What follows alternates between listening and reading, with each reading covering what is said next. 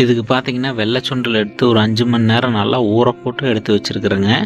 இது பார்த்தீங்கன்னா, ஒரு 4லேருந்து ஒரு 5 விசில் விட்டு நல்லா வேக வச்சு எடுத்துக்கலாங்க. அதுபோக பார்த்தீங்கன்னா, பெரிய வெங்காயம் 1 எடுத்து பொடி பொடியாக கட் பண்ணி எடுத்து வச்சுருக்கிறேன். பச்சை மிளகா 2 எடுத்து சின்ன சின்ன பீஸாக கட் பண்ணி இருக்குதுங்க. கருவேப்பிலை கொஞ்சம் எடுத்துக்கலாங்க. அடுப்பில் ஒரு பாத்திரம் வச்சுக்கலாங்க. பாத்திரம் காஞ்சோடனே அதில் சமையல் எண்ணெய் ஊற்றிக்குவோம். எண்ணெய் நல்லா காயிட்டுங்க.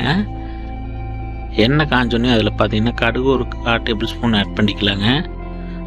உளுந்தம்பருப்பு ஒரு 1/4 டேபிள் ஸ்பூன் ஆட் பண்ணிக்குவோம். இது நல்லா பொரிஞ்சு வந்தோடனே நம்ம எடுத்து வச்சிருந்த பெரிய வெங்காயம், பச்சை மிளகா, கருவேப்பிலை இந்த 3யுமே இதில் ஆட் பண்ணிக்கலாங்க.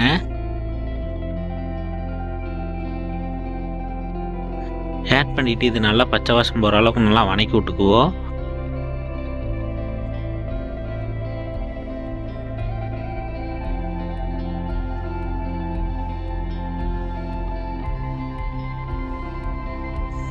இதுக்கோட தூளுப்பு ஒரு 1/2 டேபிள் ஸ்பூன் ஆட் பண்ணிக்கலாங்க. உப்பு ஆட் பண்ணிவிட்டு இதையுமே நல்லா வதக்கி விட்டுறலாம். உப்பு ஆட் பண்ணிவிட்டு வதக்கணும். வெங்காயமெல்லாம் பார்த்தீங்கன்னா சீக்கிரம் வதங்கி வந்துடுங்க.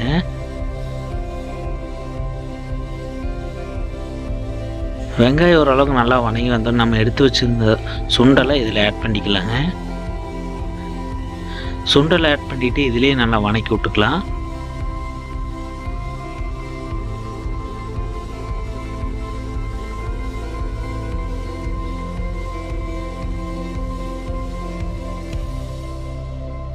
இந்த மசாலாலாம் பிடிக்கிற மாதிரி நல்லா வதக்கி விட்டுக்கலாங்க. இப்போ அடுப்பு கொஞ்சம் ஸ்லோ பண்ணிக்கலாம். இதில் பார்த்திங்கன்னா ஒரு 2 டேபிள் ஸ்பூன் அளவு கறி மசாலா தூள் ஆட் பண்ணிக்கலாங்க. கறி மசாலா தூள் ஆட் பண்ணிவிட்டு இதையுமே நல்லா வதக்கி விட்டுறலாங்க. இந்த மசாலாலாம் இந்த சுண்டலில் பிடிக்கிற மாதிரி நல்லா வதக்கி விட்டுக்குவோம்.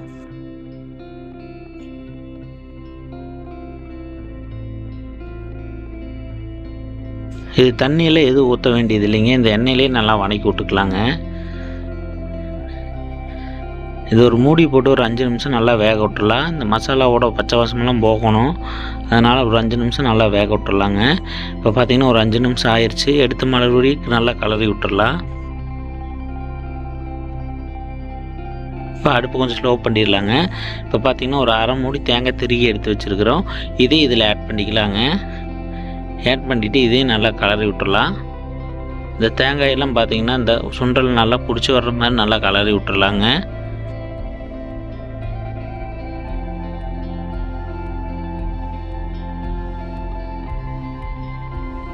இது பண்ணுறப்ப அடுப்பு கொஞ்சம் ஸ்லோ பண்ணிக்கோங்க. இல்லைன்னா அடுப்பை ஆஃப் பண்ணாலும் பரவாயில்லைங்க. ரொம்ப ஃபாஸ்ட்டாக வச்சிங்கன்னா தேங்காயெல்லாம் பார்த்திங்கன்னா கரும்பு மாதிரி ஆயிரும். இப்போ நம்ம அடுப்பை ஆஃப் பண்ணிடலாம். இப்போ பார்த்திங்கன்னா சுவையான மசாலா சுண்டல் ரெடி ஆயிடுச்சுங்க. இது பார்த்திங்கன்னா ஈவினிங் ஸ்நாக்ஸ் கூட செஞ்சு சாப்பிட்லாங்க. அவ்வளோ டேஸ்ட்டாக இருக்கும்.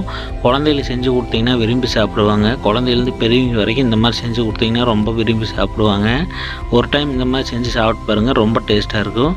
நம்ம வீடியோ பிடிச்சா வீடியோக்கு லைக் பண்ணிக்கங்க. அப்படியே நம்ம சேனலை புதுசாக இருந்தால் நம்ம சேனலை சப்ஸ்கிரைப் பண்ணிக்கங்க.